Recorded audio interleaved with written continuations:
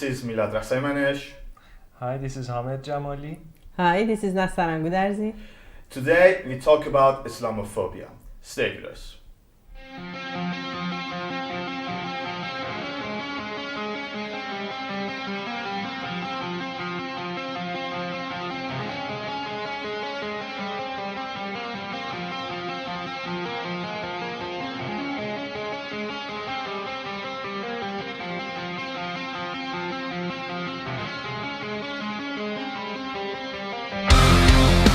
Alright then, as you guys most probably know, there was like TV program on BBC Persian talking about the Islamophobia and where the terms come from and why is it important to criticize the religion, specifically Islam, and what's the role of the politics party in Europe, North America, and the rest of the world. So we noticed that it's important that we actually talk about it again, talking about like Islamophobia, and as I said, why is it important to criticize Islam.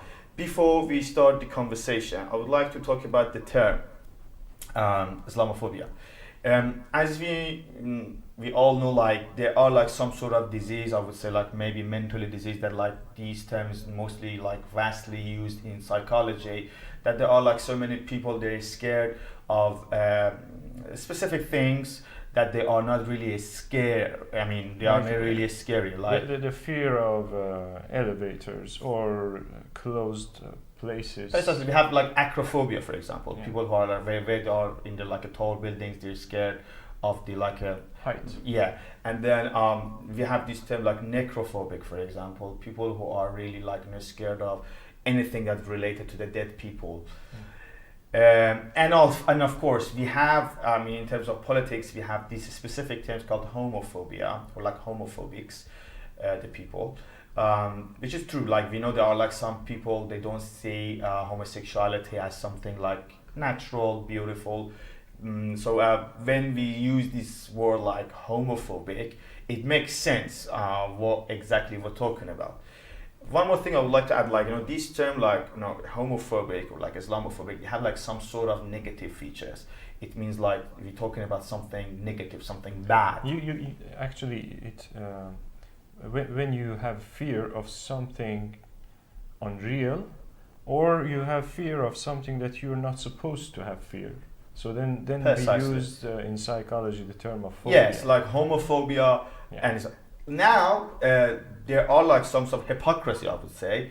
They like create a term which we heard quite a lot, specifically over the past decade: Islamophobia, Islamophobic. If you criticize Islam, if you just like say something against the Islamic rules, for example, if you in Europe, in Sweden that we live in, if you say like Muhammad, the Prophet, was a pedophile, he raped Aisha at the age of 9, then you count it as Islamophobic and you have Islamophobia. I would like to say it's a very wrong term and it's kind of hypocrisy, I would say, because Islam is not a race, first of all. It's a sort of, like a structure and a building and a package of belief which you can choose to believe in it or not. And I would like to add something more. Islam, is totally different with Muslims, so it should be completely separated. When you count Muslim as Islam, or you count Islamophobic as Muslimphobic, it would be wrong. Because all of us, we know, all are disagree with this term and concept. So it's not true totally, and it should be criticized also. That Islamophobia and some person who appeared like Muslims, for example, wear hijab or something like that. So some people might fear from these persons. So it shouldn't be allowed. it's not a good term, and it's not acceptable in a society. It's not accurate word. The thing is, as we always said, people are free to believe in whatever they want to. You can believe in any sort of nonsense sort of ideology. That's your choice, and people should be free. We fight for the right of the people to believe in whatever they want to. However, here we're talking about a specific political movements that use Islam as they're like a theory and as a package to stay them in power. They are in power at the moment. In Iran, for example, the government called the Islamic Republic of Iran. In Saudi Arabia, in Turkey, you would say, Afghanistan, Pakistan, most of the country across the Persian Gulf, they all have the government that implements Islamism, and Islamism actually helped those governments to stay in power. It's our right, and we're supposed to start criticizing Islam because Islamism is the reason that those people are deprived from their human rights. Women, for example, in Islamic stricken countries, they cannot have, they are not free to choose whatever they want to wear. In a specific month, Ramadan, you as a person, as a citizen of those countries, are not allowed to eat and drink in public. I can give you so many examples. Small girls are forced to have a child marriage. Homosexuals are not accepted, they're not recognized in those countries. So basically, if we're looking for those people to have a human base and modern life, we have to criticize Islam, and it's our right. This is not Islamophobia.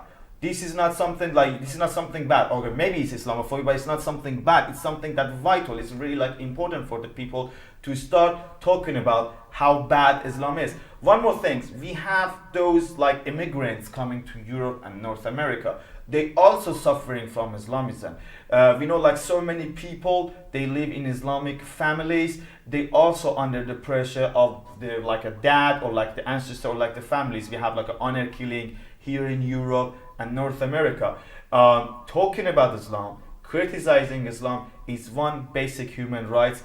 It's not Islamophobia or something like that, and everyone should recognize that right and respect that, and let us talk. And that's why we're here today, and that's why we have the organization of the Central Committee of Exmuslim in Scandinavia. Yeah, as Nastan mentioned, I believe that we need to separate Muslims from Islam. When we say something against Islam, we are criticizing this ideology. And we don't have a problem with Muslims. Actually, I believe we are the first defenders of the people from Islam-stricken countries. There are families, there are friends. No one cares more than us about those people. Yeah. So, if we sorry for interrupt, if we criticize Islam, we actually trying to help those people to live a modern human, which is expected to live in year 2019. And Muslims are the first rank victims of Islam.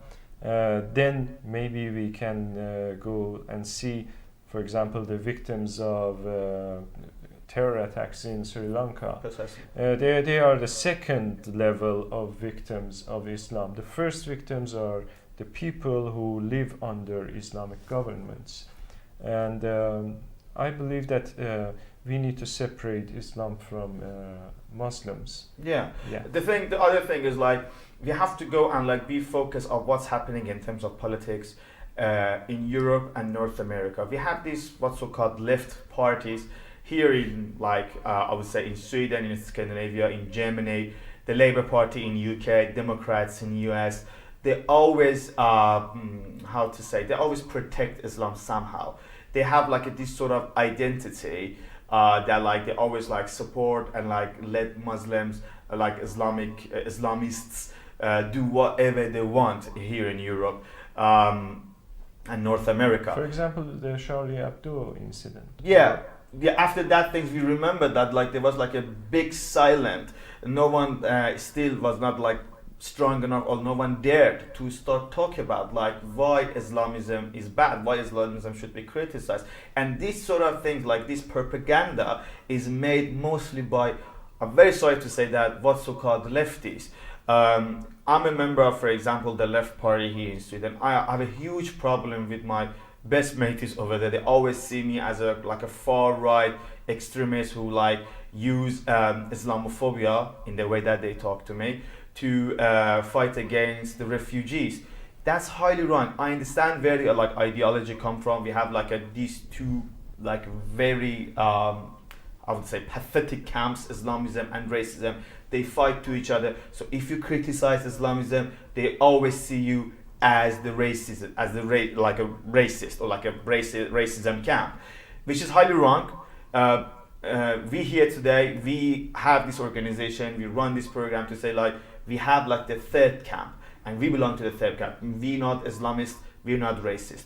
We believe in humanity, universal human-based rules, and we believe it's about time to all of us break the silence and start criticizing religion, specifically Islam. That's not something bad. I mean, maybe it's Islamophobia, but I mean, in year 2019, as being Islamophobic, in that term that they talk always, it's a vital thing to do. I think fear of Islam is something real. We have a fear of something really fearful. It's not. It's legitimate to fear Islam. So that's we have the right, and we expect, for example, the so-called left parties here to support the freedom of speech for likes of us. For example, in the same program that you mentioned in the debate that aired in BBC Persian, they give us an example. I mean, there are lots of examples. We know that, but there's an example. For example, in France, they stopped a play from performing because the play was about the life of Prophet Muhammad, and they were going to speak about the life and adventures of Muhammad, but the Islamist groups pressed the society in France to stop this play, and they succeeded. And we expect true left parties, at least, to support freedom of speech. This is very sad and honestly disappointing to see like how these left parties work side by side with the Islamists. We as refugees coming from Iran here in Europe, we like spend our whole life fighting against Islamism. We spend the whole life trying to prove that we want to live like a modern European citizens. And when we came over here, we have like a block on their side, and I'm very sorry to say that like these blocks are mostly like a lefties, not like the far right extremists. Yeah, and I would like to mention some other things that Islam always for decades build an area and don't allow to anyone to criticize it. So it's so important for people to criticize Islam and this ideology, and especially political Islam who rule those countries in Middle East and other parts of the world. And I also want to mention that I know some people who fear from labeling of Islamophobic, and when you talk about when you ask them and want them to know as a Islamophobe, they tell us no, we're not Islamophobic. But when not. you just like go deep inside like how that person lives, you will see there is no rule of Islam, there's no rule of religion, but still, because like a propaganda is made, it's like you also like feel scared to be like labeled, as you said, as Islamophobic.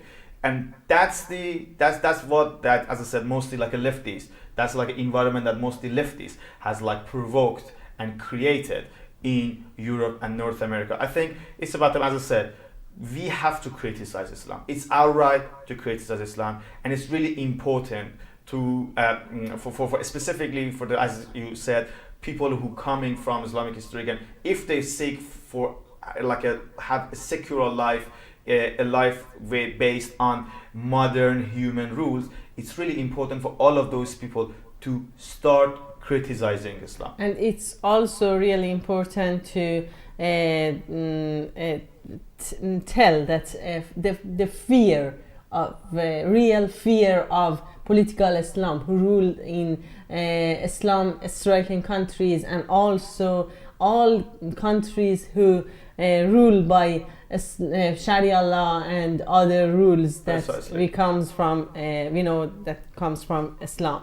So it's really important to show the fear of real political Islam and the rules. Yeah. And I want to mention a sentence. This topic became very hot in Iran because that debate that aired from BBC Persian, and a political philosopher there says a very interesting sentence. He says that Islamophobia, if it's not right, if it's not a duty, it is definitely a right. Right. And this sentence became very hot. People in social media keep retweeting that specific sentence again and again. They just reacted to that. Some people started, in fact, some people started to threaten that guy that this is Islamophobia and you're not allowed to do this because he lives in Europe, and they threatened to complain, like official complaint, bring that guy to the jail because of that. Many people from inside Iran, like some us, who lived a long time in under Islamic Republic of Iran, they supported his argument, and they also told us that the fear of Islam is real. So if you want, I brought a few nice of for us. a few of those tweets, and I'll try to translate them. Maybe you guys can help me because they are all in Persian that I have. For example, one of the Twitter users says, I'm trying not to be Islamophobic, but I have to go out every day with hijab, and if I don't do that, I will be flogged. I will be imprisoned if I decide to wear what I choose to wear. And I know, as a woman who came from Iran, that women who do not obey the rules to wear hijab, they put in jail, they tortured, they imprisoned. And me as a metalhead, if you wear this T-shirt, for example, in like most of the country in Middle East, you will be in jail because they see you as a satanic kind of person. So you're not supposed to be like a metalhead also. So it's a real fear for me. Yeah, exactly. A couple of weeks later, we will have Ramadan in Iran and in most in the Islamic universe. Countries.